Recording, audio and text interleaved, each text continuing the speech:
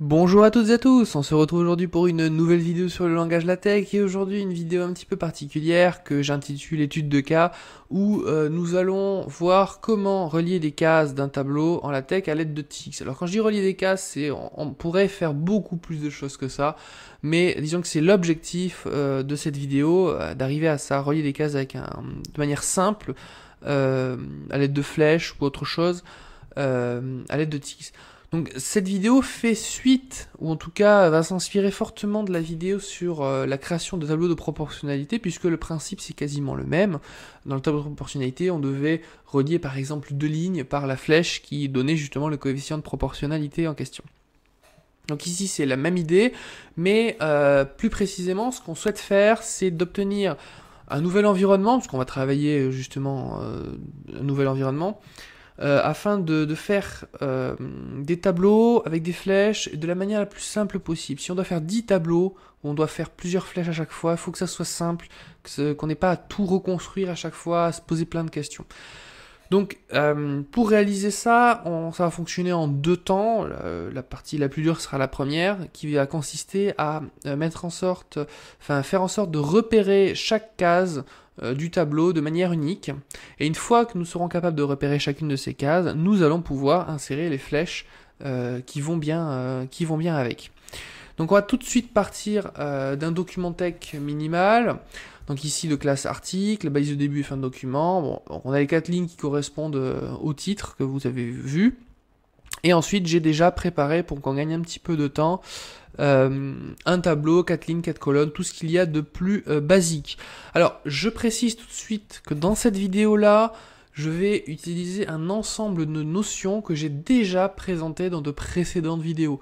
Donc si vous n'êtes pas à l'aise avec ces notions, ce n'est pas maintenant que je vais les expliquer, donc je vous invite à aller voir les précédentes vidéos avant de poursuivre sur celle-ci. L'intérêt de cette vidéo, c'est vraiment de vous montrer un cas concret, de comment moi je le résous, pas forcément de la manière la plus optimale, mais en tout cas comment je fais, ma façon de le travailler. Et l'autre objectif, c'est de voir un petit peu comment peuvent s'imbriquer toutes les commandes que je vous présente depuis un petit moment, et de voir qu'on peut, en les ajoutant bien les unes aux autres, obtenir des résultats vraiment super. Voilà, donc après cette mise en garde, on va attaquer. Donc, pour repérer les cases d'un tableau, naturellement, ce qui vient, la solution, je vais dire, la plus intuitive, c'est de dire, voilà, cette case du tableau, elle est à la deuxième ligne, troisième colonne. Donc on a besoin de deux nombres. Un nombre qui va permettre de préciser quelle est la ligne, et un nombre qui va permettre de préciser quelle est la colonne. Donc comment on va faire ça en LaTeX? On va utiliser des compteurs. Donc première chose à faire, on va créer deux compteurs qui vont stocker les lignes et les colonnes. Donc la commande, c'est new counter. On va lui donner un nom, je vais l'appeler NBL pour nombre ligne, et je vais en faire un autre avec un C pour nombre colonne. Puis une fois que j'aurai fait ça, avant de les utiliser, je vais les initialiser à une valeur. Donc je vais setCounter NBL, je vais donner la valeur nulle, et pour le compteur de colonne, pareil, on va commencer à 0. Donc on a deux nouveaux compteurs initialisés à 0.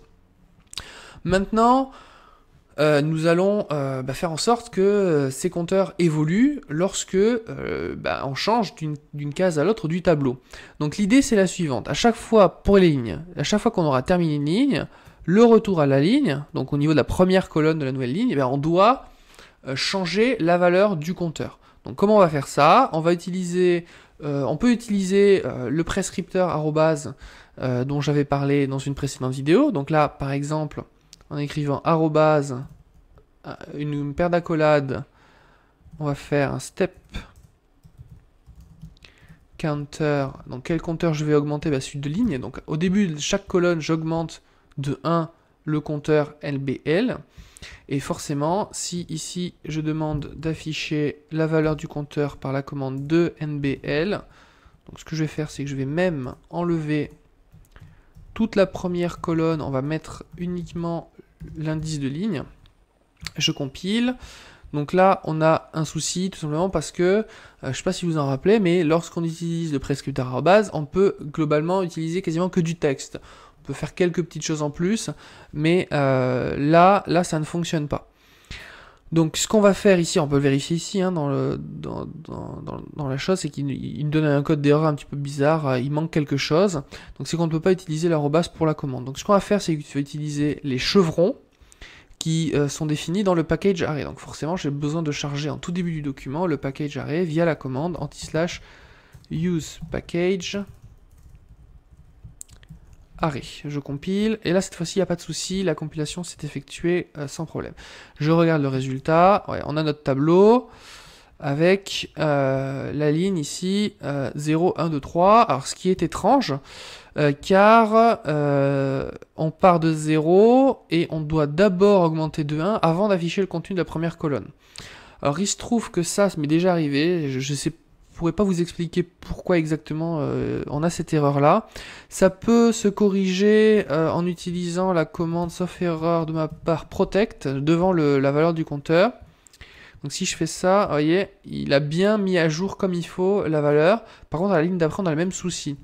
Alors nous au final ça va pas nous intéresser d'avoir forcément l'affichage du compteur ici. Ce qui nous intéresse c'est que la valeur soit correcte ici, à ce niveau-là. Donc on va voir si j'essaie de l'afficher tout de suite, si c'est la bonne valeur. Donc d'abord je l'affiche au début de chaque colonne, maintenant on aura 2 chiffres.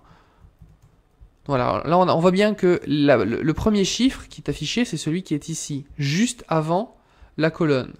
Donc on voit bien qu'il n'y a pas de souci. Tant qu'on se trouve à ce niveau-là dans notre code, dans le code LaTeX, ici, c'est bon, le compteur a la bonne valeur. Par contre, à l'affichage, la valeur n'est pas correcte. Bon, c'est pas grave. Je vous ai dit, ce qui nous intéresse, c'est pas ce qu'il va y avoir. Le contenu du tableau ne nous intéresse pas. Donc là, on a bien la bonne valeur. On enlèvera ça après. On va laisser l'affichage juste le temps de réaliser toutes les commandes et on fera ça un petit peu plus propre par la suite. Donc, très bien, on a le numéro de ligne qui est correct. Maintenant, ce qu'il faut, c'est modifier le numéro de colonne. Donc, ce qu'on va faire, c'est faire le même genre de choses, sauf que cette fois-ci, les colonnes, elles vont évoluer comment? Elles vont évoluer d'une colonne à l'autre. C'est-à-dire qu'il faut que la valeur augmente quand je passe de cette colonne à cette colonne, puis de celle-là à celle-là, puis de celle-là à celle-là. Et quand je reviens au tout début, il faut réinitialiser la valeur du compteur à 1. On vient dire qu'on est on travaillera sur la première colonne. Donc première chose à faire, on est dans la colonne 1, on va fixer le compteur de colonne étant égal à 1. Donc ici, vous voyez, je le fixe égal à 1. Donc cette ligne-là d'ailleurs, de préciser, de mettre le compteur colonne à 0 dès le début, c'est pas nécessaire parce qu'il sera tout de suite évalué à 1 dès le début du tableau. Bon, c'est pas nécessaire, mais ça ne posera pas de problème. Donc maintenant qu'on a ça, a priori dans la première colonne, on va avoir un numéro de colonne égal à 1. D'ailleurs, je vais afficher le numéro de la ligne et on va afficher à côté le numéro de la colonne, donc via la commande the_nbc. Je compile. Donc voilà, on a ce qu'il faut, ligne 1, colonne 1, pas de souci. Ok. Et on a ligne 2, ligne 3, ligne 4. Bon, très bien. Maintenant que nous avons bien fait ces modifications pour la première colonne, mais il faut propager ça sur les autres colonnes. Bon, plus précisément, il faut augmenter la valeur du compteur de colonne, à chaque nouvelle colonne. Donc ici, on fait un step counter colonne ici, mais attention, c'est une commande, on la met dans le chevron, juste avant le début de la deuxième colonne, et on va faire la même chose au niveau de la troisième colonne et de la quatrième colonne. Et enfin, juste pour qu'on voit le résultat, on va afficher les valeurs des compteurs à chaque endroit du tableau. Donc juste ici, hop, hop, et hop. Donc là, vous voyez, ça se complique grandement, mais on est content, ça a l'air de fonctionner. Par exemple, ici, c'est la ligne numéro 2, la colonne numéro 3, ligne numéro 4, colonne numéro 4. Parfait, ça fonctionne. Par contre, ça devient assez indigeste à lire ici. Donc on va déjà on va enlever la lecture des lignes et colonnes, puisque ça c'était juste pour qu'on voit bien que ça fonctionne. Donc on va tout enlever, ça devrait déjà alléger un petit peu le code, et on va s'y retrouver un peu mieux. Voilà, donc là c'est pas trop mal. Et puis ensuite, qu'est-ce qu'on peut constater ici, c'est que la première colonne, Elle est un petit peu particulière parce que elle demande à chaque fois de remettre d'augmenter le compteur de ligne et de remettre à 1 le compteur de colonne. Par contre, la colonne 2, 3 et 4, c'est toujours la même chose à faire. Donc ce qu'on va faire, c'est qu'on va profiter de cette répétitivité pour alléger la commande grâce à la commande qui vient du package array qui est new column type. Donc on va définir nos propres types de colonnes et on va avoir besoin de 2 types de colonnes. Je vais les appeler A et B par exemple, hein, on va pas faire compliqué. Donc la colonne A, ce sera la première colonne du tableau, et la colonne B, ça sera donc, comme je dis, elle sera répétée en fonction du nombre de colonnes qu'on a besoin dans notre tableau au total. Donc ce qu'on va faire, c'est que la colonne A, on va copier-coller la partie qui est ici. Voilà, on l'enlève, on le met là, et on remplace ça par un A. Donc on va compiler tout de suite. Et ça fonctionne, on regarde le résultat, c'est bon. Bon, alors il faut bien dire que c'est bon dans le sens où j'ai enlevé toute la partie affichage du numéro de ligne et du numéro de colonne, donc on va partir du principe que c'est bon. La colonne B, alors on voit c'est ce qui se passait ici, donc on va le prendre et puis on va le mettre là, voilà, et là on devrait avoir un B, et ensuite c'est censé enchaîner par un B et par un autre B. Voilà, on a simplifié. Alors maintenant, on peut même simplifier un petit peu plus, histoire d'en profiter et que je vous montre comment on utilise les commandes que j'avais déjà présentées. On va utiliser, au lieu d'écrire 3 fois B, puisque ça sert à rien d'écrire 3 fois B, il y a toujours un A et ensuite il y a un certain nombre de fois la colonne B. On va dire ici, voilà, on va utiliser le étoile, donc qui permet de dire qu'on va avoir 3 fois cette colonne-là, de ce type-là, et on va faire en sorte que voilà, on a les barres verticales avant le A, avant chaque B, et une fois à la toute fin. Je compile, il n'y a pas de souci, ça donne toujours le même résultat a priori là. Si on a un doute, on peut très bien insérer, comme je vous l'ai dit, l'affichage du NB ligne, NB colonne. Donc là on peut le faire juste ici, très vite fait, pour les colonnes B, de NB L, de NB colonne. Donc là, l'avantage c'est que ça va se faire automatiquement pour toutes les colonnes B. Donc voilà, les colonnes B, c'est pas la première, c'est toutes les autres. Donc ligne 1, colonne 2, ligne 2, colonne 2. Ici, on est à ligne 3, colonne 3. Pas de souci, ça fonctionne bien. Ce qu'on a fait fonctionne. Et vous voyez aussi, c'est beaucoup plus pratique d'avoir créé son propre type de colonne, puisque la modification, elle a été faite juste à un endroit du code, sans avoir touché réellement au tableau. Autre avantage qu'on peut constater, c'est que c'est quand même beaucoup plus lisible d'avoir répété la colonne B. C'est plus lisible que de devoir l'écrire à la main. Très bien, donc là, au final, nous avons repéré nos lignes et nos colonnes. Enfin, nous sommes capables de les repérer. Maintenant, nous allons utiliser Tix pour faire en sorte que ça soit compatible au niveau des flèches et de la numérotation de Tix. Alors, allons-y. Tout d'abord, commençons par charger le package Tix, puisqu'on va s'en servir. Use package Tix. Voilà, ça c'est la première étape. Maintenant, ce qu'on va faire, c'est comme pour les flèches, on va positionner des marqueurs que nous utiliserons ensuite pour relier, pour créer nos flèches, qui iront d'un marqueur à un autre marqueur. Donc on crée un marqueur pour chaque case du tableau, et on va donner un nom à ce marqueur qui sera relatif justement à la position de la case dans le tableau. Donc, comment on va faire ça? Au niveau des compteurs, au même endroit, on va créer notre marqueur. Donc, comment on va faire ça? On va en gros créer un nœud, Tix, qui aura un nom particulier. Donc, à ce niveau-là, on va utiliser une commande, la commande Tix, qui va se terminer... Alors, il faut bien faire attention, Tix, les commandes Tix vont se terminer par un point-virgule, pour dire que là, on a arrêté la commande Tix. Voilà. Donc une fois qu'on a ça, on va dessiner un nœud, donc anti/node, on va lui donner un nom, donc le nom il va être donné entre parenthèses, son nom, ça va être tout simplement la valeur de la ligne, et je vais mettre un tiret, la valeur de la colonne, donc ça va être le nom du nœud, et au niveau de l'affichage, je vais rien afficher. Juste pour le test, je peux très bien afficher la colonne par exemple. Donc si je compile... Ça compile, et là, vous voyez bien, j'ai modifié la colonne A en affichant le numéro de colonne, donc c'est bien le 1 partout. Je vais faire la même chose Donc je vais copier-coller ce texte et cette commande TX et la mettre au niveau des colonnes B. Je compile, et maintenant on voit bien, pas de souci, tout fonctionne correctement. Donc l'affichage du contenu, nous ça ne nous intéresse pas, nous on veut juste des marqueurs. Donc on n'a pas besoin d'afficher quelque chose au niveau du nœud, c'est pour ça que le texte va rester vide à ce niveau-là. Voilà, donc on va essayer de condenser un petit peu pour que ça soit plus lisible. Hop. Très bien, bon, alors, étape OK. Maintenant nous allons devoir créer les flèches entre les différents nœuds. Donc on va, après avoir tracé le tableau, donc une fois que les éléments sont générés, donc à la création du tableau, le compilateur va créer ses colonnes de type grand A, grand B, et à chaque fois qu'il utilisera une colonne de type grand A, grand B, il va créer un marqueur, qui va être un nœud, qui s'appellera par un numéro de ligne et colonne, à l'endroit correspondant.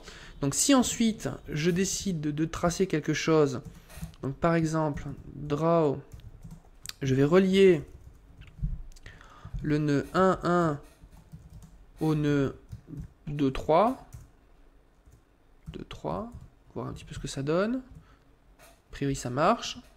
Et il ne se passe rien. Pourquoi? Parce qu'en TX, il faut bien garder en tête que il faut superposer le contenu. Donc déjà, on va... Non, pardon. Ce qu'il faut faire, c'est que quand il a fini sa figure, il se rappelle de ce qu'il est en train de faire. Donc dans l'environnement, à chaque fois au moment où on crée des marqueurs, on lui dit qu'il faut qu'il s'en rappelle à chaque fois. Donc on lui donne un argument optionnel qui est remember pour se rappeler. Hop. Donc là, il va se rappeler des choses. Alors, c'est pas remember, pardon, il faut préciser, c'est remember picture, qui se rappelle du dessin. Voilà, et voilà, donc là c'est bien, c'est pas mal. On voit qu'il a tracé quelque chose parce qu'il se rappelait des coordonnées. Pour lui, elles existent, il les a stockées en mémoire quelque part. Par contre, c'est pas du tout l'endroit qu'on voulait. Pourquoi? Parce que TX, TX, quand on utilise la commande TX, ou un environnement TX, c'est comme n'importe quel environnement, c'est ajouté à la suite de la ligne. Nous, ce qu'on veut, c'est qu'il ne soit pas ajouté à la suite de la ligne, qu'il soit superposé au tableau. Donc on va lui rajouter overlay pour superposer. Et là, ça ne marche pas. Peut-être tout simplement parce qu'on doit aussi lui dire de se rappeler de la figure. On va voir si c'est ça. Voilà, c'était ça. Donc en lui disant de se rappeler de la figure en question et de se superposer, on voit bien qu'on relie la case 1, position 1 ligne, 1 colonne, à la case 2e ligne, 3e colonne. 1 ligne, 1 colonne, 2e ligne, 3e colonne. Alors après, moi j'ai mis un tiret ici, on peut très bien travailler comme ça.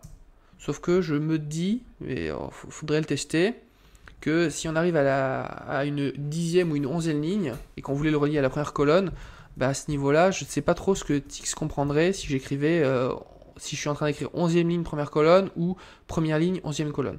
Donc on va mettre un tiret entre les deux pour éviter ces problèmes-là. Bon, en tout cas, là, vous avez déjà bien vu qu'on a quasiment atteint notre objectif. Maintenant, au niveau du style de la commande de dessin, on peut préciser qu'on veut une flèche. On peut gérer son épaisseur, par exemple, avec thick pour dire que c'est épais. Sa couleur, je vais par exemple lui donner la couleur bleue. Donc voilà, on a notre flèche. Ce qu'on peut constater qui est pas super, c'est que les flèches, bon, elles sont bien, mais elles ne partent pas, par exemple, pour l'instant, du centre de la case, et elles n'arrivent pas au centre de la case. Donc ça peut s'obtenir tout simplement en précisant l'endroit de départ et l'endroit d'arrivée du nœud. Donc là, on a un nœud 1, mais par défaut, la flèche ne va pas partir du centre, elle va partir des contours. Donc on va l'obliger à partir du centre en précisant point center, et on veut que la flèche arrive au centre du nœud également. Alors, ça ne fonctionne pas. Alors, il me semble que ça marchait comme ça. Alors non, le problème, c'est que c'est comme ça que ça se définit. Il faut que ce soit dans la parenthèse. Le nœud, la position, et on ferme. Ok. Donc là, voilà. Là, c'est bon. Là, on part quasiment du centre. Et là, on y est aussi. Bon, a priori, c'est bon. On est content. On peut ensuite rajouter tout ce qu'on veut. C'est-à-dire faire en sorte qu'on ait des formes un petit peu bizarres. On peut préciser qu'on veut... là, je l'ai fait du centre, mais on peut partir en dessous. Hein, on peut lancer... on peut très bien mettre, au lieu de mettre center, on peut mettre below pour en dessous. Alors, c'est pas below, c'est... Peut-être il faut pas... Alors, pas mettre en dessous, il faut mettre par contre orientation sud, south. Oui, voilà. Donc là, on voyait que ça commence un petit peu plus bas. Donc si vous avez du texte, par exemple, pour éviter que la flèche soit parfaite, enfin écrase le texte, on peut la mettre en dessous. Donc je vais la remettre au centre pour la suite. Donc là, c'est très pratique. Hein. Donc ce qu'on a là, c'est... on a typiquement tout ce qu'il nous faut. On a nos nouveaux types de colonnes. On a notre tableau où on va pouvoir mettre du contenu à l'intérieur et la commande qui va permettre de générer la flèche qui va relier tous les éléments. Après, ça n'est que du raffinement, de l'esthétique. Donc ce qu'on peut faire, c'est de se créer maintenant des environnements, parce qu'on va pas toujours à chaque fois réécrire tout ça, histoire que ce soit un petit peu plus propre. Donc, allons-y. On va créer un nouvel environnement. New environment. Alors, je vais l'écrire comme ça pour qu'on ait un maximum, que ce soit visible le plus simplement possible. Donc, nouvel environnement, on va l'appeler mon tableau. Voilà, tout simple. Alors, avant le début de l'environnement, on va déjà définir les compteurs. On va créer les compteurs qui sont ici, new counter, donc on va les définir une seule fois. Voilà. Ensuite, on va, dans l'environnement, on voit quand on prend un nouvel environnement, on doit initialiser les compteurs. Donc, hop, on initialise les compteurs. Ensuite, on doit définir les nouveaux types de colonnes, les deux types de colonnes grand A et grand B. Bah, c'est un petit peu comme les nouveaux compteurs. Ça se redéfinit pas à chaque fois qu'on utilise l'environnement. Donc on va le mettre juste avant. Par contre, donc, dans notre tableau, on doit avoir une structure comme ceci. Donc on va récupérer ce bout du code qui est donc dans l'environnement mon tableau. Il va commencer par créer un environnement tabular en réalité, mais un tabular spécifique avec les paramètres qui nous correspondent, c'est-à-dire avec le paramètre qu'on commence avec une colonne grand A et qu'on enchaîne par des colonnes grand B. Alors quand je dis qu'on enchaîne par des colonnes grand B, le nombre va dépendre du nombre de colonnes qu'on souhaite. Donc là, je vais revenir ici, déjà enlever le tabular, mais mettre notre environnement qu'on est en train de créer. Hop, voilà. Bien sûr, le untabular, ici, on va le positionner à la fin de notre environnement qui s'appelle mon tableau. Voilà. Très bien. Et on arrive un petit peu aux choses. Donc là, a priori, là, tel quel, ça devrait fonctionner si j'ai pas fait d'erreur. Voilà, ça fonctionne toujours, il n'y a pas de souci. Qu'est-ce qu'on veut faire au niveau du raffinement? Notre tableau, il va avoir un certain nombre de colonnes. Donc on va rajouter un paramètre qui sera obligatoire, donc un paramètre obligatoire et qui sera le nombre de colonnes que l'on désire insérer. Alors, faire un petit peu attention ici. Il faut faire attention parce que là on a déjà une colonne de base. Donc si je mets par exemple une colonne, il va me créer une A plus une B. Ce sera une colonne de trop. Donc je vais juste tester déjà qu'est-ce qui se passe si je mets 0 colonne. J'ai jamais essayé. Donc effectivement, mettre 0 colonne alors que là il y en a plusieurs, ça ne va pas fonctionner. Donc je vais mettre une seule colonne A. Donc il y a un problème, ça ne marche pas. On peut pas définir on peut pas définir ici a priori un 0. Ah si, alors c'est moi qui ai fait une bêtise quelque part. Quand j'ai effacé, j'ai dû faire une bêtise. On va revenir en arrière. Voilà, tout simplement. À un moment où ça fonctionnait très bien. On compile, ça fonctionne. Donc je vais mettre 0. Ici, ça ne marche pas. Si je mets 1, alors on va 1 qui est censé marcher. 1, ça marche à condition qu'on ait qu'une seule colonne.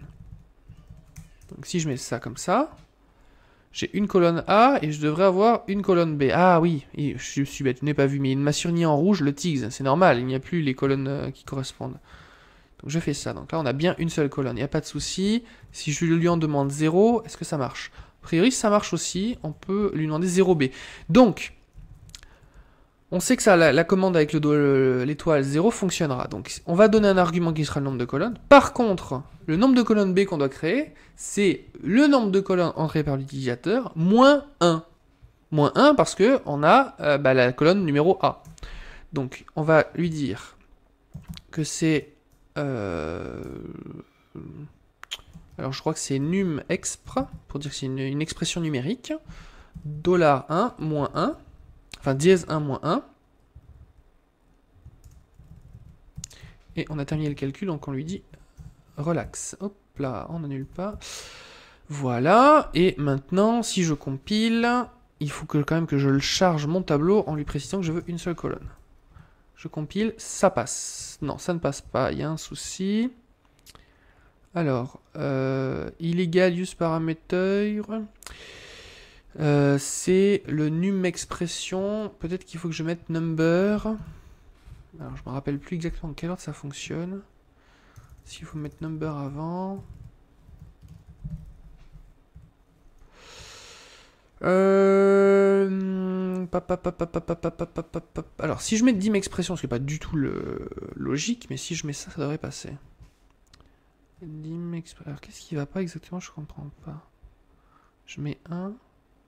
Alors, si je mets 2, pour voir si ça 2, ça passe. 2, ça ne passe pas non plus. Alors, use illegal parameter number in definition of... Ah, oh là là, que suis-je bête. Regardez, j'ai mis un dièse 1 ici. Non, non, ici on donne juste le nombre de paramètres, pas le paramètre en question. Donc on met un 1. Ah là là là là. C'est pour ça que ça... il m'a envoyé bouler pour ça. Alors maintenant il m'envoie bouler pour autre chose. Il me dit il manque un numéro. Pourquoi?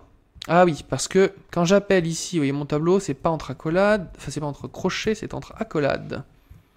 On y arrive. Eh bien, donc comme promis, vous voyez, on a pas mal de petits soucis. Donc ici j'ai demandé 2 colonnes, mais comme j'ai pas mis de dièse, il n'y en a pas 2, il n'y en a qu'une seule. Si j'en demande 2, c'est cohérent. Et là il m'en met 2, parfait, très bien. Et si je lui en demandais une troisième, j'en ai demandé que 2, ça bug, c'est normal. Donc on est très bien pour l'instant, ça fonctionne bien. Et tout de manière automatique, hein, tout est calculé de manière automatique. Il rajoute automatiquement les colonnes A et B comme il faut. Parfait. Donc là on a notre environnement tableau dans lequel chaque case est automatiquement numérotée. Et maintenant, on peut créer une commande qui sera, disons, un résumé de cette commande-là, pour gagner du temps et surtout pour ne pas s'embêter. Donc on va créer une nouvelle commande, /new command. Cette commande, je vais l'appeler ma flèche, par exemple, ou mes flèches. Oh, allez, ma flèche. Hop. Très bien. Alors, qu'est-ce qu'elle va prendre comme argument, cette commande? Elle va prendre 2 arguments, on va dire de base, 2 arguments qui vont être la position de la case de départ et la position de la case d'arrivée. Donc, on va avoir 2 arguments optionnels, et ensuite le contenu de la commande. Donc, on va récupérer la commande qui se trouve ici. Je l'enlève, je la colle ici. Je lui demande de dessiner tout ça. Par contre, au lieu de mettre 1-1, je vais lui demander de me donner la position de l'argument numéro 1 et la position de l'argument numéro 2. Donc a priori, si je compile, il n'y a pas de souci.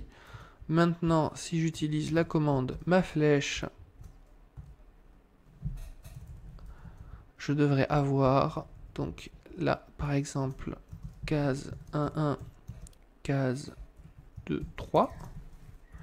Je compile, ça fonctionne, et voilà, on y est. Vous voyez, case 1, case 2, 3.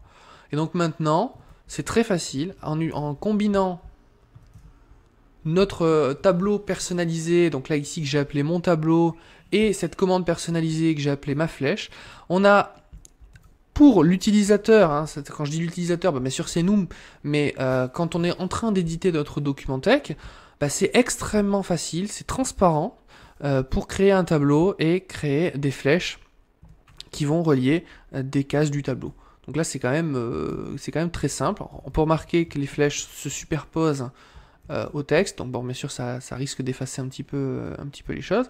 Alors, d'ailleurs, regardez un petit peu, il y a un petit défaut d'alignement. Le A n'est pas au centre. Il n'est pas au centre. Oui, on a la pointe ici. Donc on dirait qu'il y a un caractère invisible, qui est le nœud étant un caractère invisible. Donc on va vérifier ça dans notre définition. C'est peut-être un espace qu'on a laissé traîner. Donc a priori là il n'y a pas d'espace. Là on n'a pas d'espace.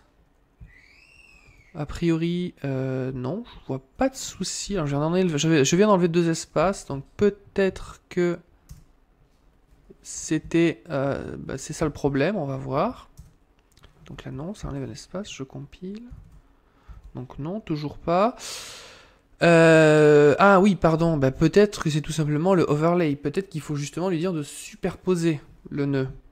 Donc on va voir si c'est ça. Donc overlay. Parce qu'on lui a dit de se rappeler du dessin, mais peut-être qu'il faut le dessiner par-dessus. Ah, voilà, donc là c'est déjà un peu mieux, on n'a plus le problème. Par contre, ouais, il a dessiné bien par-dessus. Par contre, sa position ici, on va dire que c'est pas forcément la position parfaite. Alors, comment on va faire ça? On va essayer de résoudre ce problème. On voit que voilà, le nœud est positionné juste au début du texte. Et après, il y a le contenu.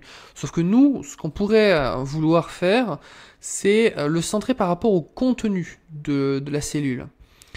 Donc ce qu'il faudrait imaginer, c'est regarder le début, où commence le texte, regarder où s'arrête le texte, donc ici s'arrête là, et ensuite positionner notre nœud pile au milieu.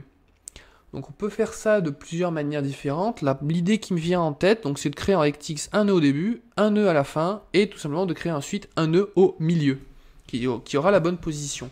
Donc on y va dans les raffinements, hein. Donc ce qu'on veut faire, c'est que au début du texte, on va créer un nœud qui va être temporairement la position de départ. Donc nous, ce qu'on a dans notre colonne A, par exemple, on a la commande TX qui est avant la colonne, justement, qui crée un nœud qui est nommé avec le numéro de l'indice, mais on ne veut pas que c'est ce nom-là. Donc on va prendre ça, on va l'enlever, on va le garder juste pour éviter de perdre... Hop, on va l'enlever, je le remettrai après. On va l'appeler par exemple le nœud temporaire 1, donc TMP1, qui sera, il faut se rappeler de la figure et bien le mettre là-dessus. Ensuite, ce qu'on peut faire, c'est même chose, mais après avoir fini d'insérer le texte, on va utiliser la commande TX pour créer un autre nœud qui sera le nœud temporaire 2. Et une fois que ça c'est terminé, on va créer un troisième nœud qui sera au milieu des 2 précédents nœuds. Donc on va dessiner, alors je vais essayer de sauter des lignes pour qu'on voit un petit peu les choses proprement. Donc là on a le début de la commande avec le chevron, on a les compteurs qui sont ici. Je vais juste aérer le texte pour que vous puissiez bien comprendre ce que je suis en train de faire. Donc on avait cette chose là comme ça. Voilà le deuxième chevron. Hop, le TX, ici la première commande TX qui est là, j'aurais peut-être dû faire ça dès le début, vous m'en excuserez. Donc, et voilà, donc on a tout ça, donc après la colonne, je crée un nœud temporaire 2, puis je vais créer un autre nœud qui sera au milieu du chemin entre le nœud temporaire 1 et le nœud temporaire 2. Donc le chemin, ça va être le path entre temporaire 1 et temporaire 2. Donc le chemin entre le temporaire 1 et le nœud temporaire 2, je vais y placer un nœud, et je vais y placer un nœud au milieu, donc midway, pour milieu. Et ce nœud, je vais l'appeler comment? Je vais l'appeler, comme on a dit tout à l'heure, avec le numéro de la ligne et le numéro de la colonne. Je compile, a priori ça fonctionne. Et pour le nœud A, vous voyez, là cette fois-ci c'est bon. On est bon, on est bien au milieu de la lettre A. Par contre, on a des espaces à gauche et à droite. Alors ça, c'est très certainement dû au fait que je suis allé à la ligne. Donc il y a des espaces, des caractères en fin de ligne qui peuvent poser problème. Donc une solution, c'est comme je vous avais dit dans une autre vidéo, c'est on va mettre des pourcentages, le caractère de commentaire, hein, pour essayer d'effacer tous ces blancs. Alors, et maintenant... Vous voyez, donc alors là, ça a bien effacé les blancs, en tout cas une partie où les blancs à gauche, par contre ça n'a pas effacé sur la droite, c'est normal, j'ai pas terminé. Hop. Non, c'est ici qu'il faut... Non, c'est là qu'il faut le mettre, pardon. Hop, voilà. Et je compile maintenant. Et donc là, on a bien parfaitement, on a notre nœud positionné à ce niveau-là. Maintenant que nous avons fait ça pour la colonne A, il faut faire ça pour la colonne B. Donc là, ça va pas être plus compliqué, hein, c'est juste qu'il faut recommencer. Donc on y va, je vais tout réaligner pour qu'on puisse bien voir ce qu'on est en train de faire. Donc ici, je saute la ligne, j'aligne bien tout. Donc là, on a cette chose-là comme ça. Donc là, c'est vraiment juste pour nous faciliter la visibilité. Donc, au début du texte, je crée un nœud que je vais appeler temporaire 1. Donc, c'est le temporaire de tout à l'heure, mais on s'en fiche que sa position change, hein, c'est pas important. Et après, une fois que la colonne est terminée, on va insérer un autre chevron dans lequel on va mettre le nœud temporaire 2 et le nœud au milieu avec son nom. Donc là, il n'y a pas de souci, je compile. Et je regarde le résultat, vous voyez. Alors là ce qu'on voit, c'est que la case est vide, donc on a un souci. Alors, est-ce que c'est un problème d'espace? Peut-être. Là, regardez, là, il y a un espace que je n'ai pas enlevé avec un pourcentage. Donc, c'était peut-être pas ça. Bon, en même temps, il faut bien garder en tête que là, c'est un cas un petit peu particulier, puisque je n'ai rien écrit dans la case en question. Donc, ce que je vais faire, c'est que je vais écrire quelque chose dans la case de la deuxième ligne, troisième colonne. Je vais compiler. Et non, voilà, c'était vraiment un problème lié au fait que la case était vide. Donc ce qui est bien, on a trouvé comment se positionner horizontalement, mais en bas de la zone de texte. Alors, on pourrait aussi chercher à se positionner pile au milieu, donc verticalement. Là, tout de suite, j'ai pas vraiment d'idée de comment trouver le milieu de manière exacte, dans l'approche que j'ai utilisée pour réaliser ça. Bon, une petite astuce, mais qui pourrait faire un peu l'affaire tant qu'on fonctionne sur une seule ligne, serait par exemple de rehausser le nœud, par exemple d'une hauteur d'une demi-ligne. Voilà, ça permettrait d'avoir quelque chose qui est parfaitement au milieu. Bon, après, comme je vous ai dit, c'est un petit peu un faux problème dans le sens où on va pas forcément mettre la flèche exactement au-dessus. On va peut-être la mettre arrondie en dessous avec une courbure ou ainsi de suite. Voilà, bon, écoutez, je pense que là, nous avons fait le tour. C'était vraiment pas évident, comme vous pouvez le constater, hein, de créer ces environnements-là. Alors, c'est un petit peu, quand on regarde ça de loin, c'est un petit peu horrible. Par contre, une fois qu'on entre dans la partie Begin document, et c'est quand même extrêmement simple d'utilisation, ce qui nous permet quand même de voir que ça vaut le coup, à condition d'utiliser ça de manière régulière, de manière récurrente. Si c'est pour l'utiliser une seule fois, c'est pas la peine. Mais si vous faites, par exemple, je sais pas, vous faites un cours de mathématiques où vous avez plein de tableaux de proportionnalité ou quoi, là, ça vaut peut-être le coup de prendre un peu de temps pour définir votre environnement ou de reprendre celui que je viens de vous faire. Et voilà, ensuite d'utiliser la syntaxe qui est maintenant toute simple, hein, parce qu'on peut cumuler les flèches assez facilement. Voilà, on va faire celle-là. Combien on a de lignes? On va faire 2, 1. Donc je compile, et on a, hop, une deuxième flèche, c'est facile, très simple à mettre en place. Autre chose, on peut aussi rajouter des paramètres optionnels, ça n'a pas été le cas. Dans ma flèche, elle prend juste la position de départ, position d'arrivée. On peut très bien lui donner un troisième argument ici, et lui donner la couleur comme argument. Et faire en sorte que, par exemple, le troisième argument soit optionnel. Enfin, le premier argument soit optionnel, et ça soit la couleur. Donc c'est vraiment ensuite personnalisable selon vos besoins. Voilà, bon écoutez, je crois que je vais m'arrêter là, j'en ai assez dit, et puis je vous souhaite une bonne continuation à la tech.